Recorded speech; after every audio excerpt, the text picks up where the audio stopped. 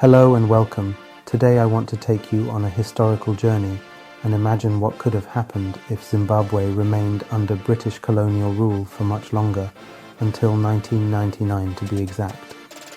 A former Rhodesian I met while studying in Glasgow, Scotland, proposed this fascinating idea, and I wanted to explore it further. What were the potential benefits and drawbacks if Zimbabwe never broke from colonial ties when it did in 1980? Let's dive in. First, the positive implications. Increased foreign investment and economic growth. Staying an active British colony longer likely would have brought way more foreign companies investing in industries and infrastructure.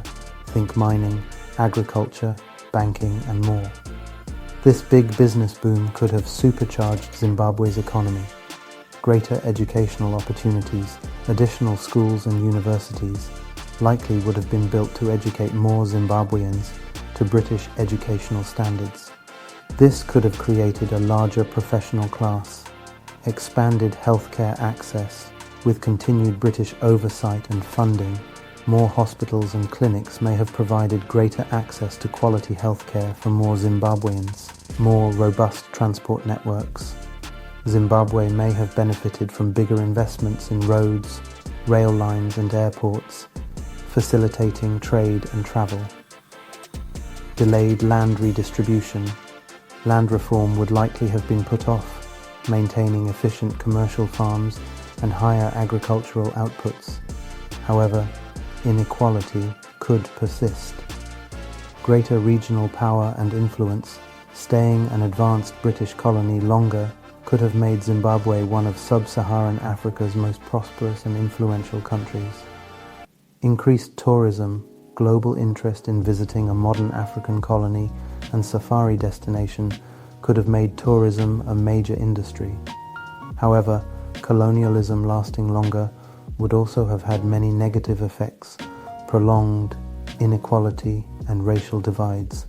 The white colonial elite may have retained power and wealth for decades longer, while most blacks remained marginalized.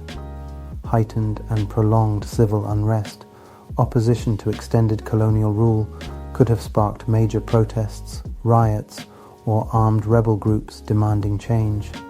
Loss of national pride and identity, staying a colony longer, could have significantly delayed or diluted Zimbabwe's ability to forge its own national identity and destiny. Resource exploitation by foreigners. Multinational corporations may have swooped in for decades, aggressively exploiting the country's gold, chromium, and other mineral reserves, with less concern for sustainability or local communities. Increased brain drain. The most educated Zimbabweans may have increasingly left the country, seeking better opportunities abroad rather than face prolonged political barriers and inequality at home. Militarization due to civil conflicts.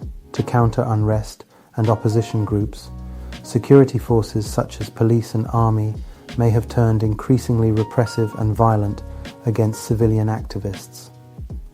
Restricted global relations. As a British colony, Zimbabwe could have faced greater restrictions on what countries it could interact and trade with, hindering economic diversity. Overall, there could have been trade-offs of increased infrastructure and education access, but continued disenfranchisement for the black majority population. Fascinating hypothetical on how history might have unfolded differently. Please let me know your thoughts in the comments. Thanks for watching. See you in the next video.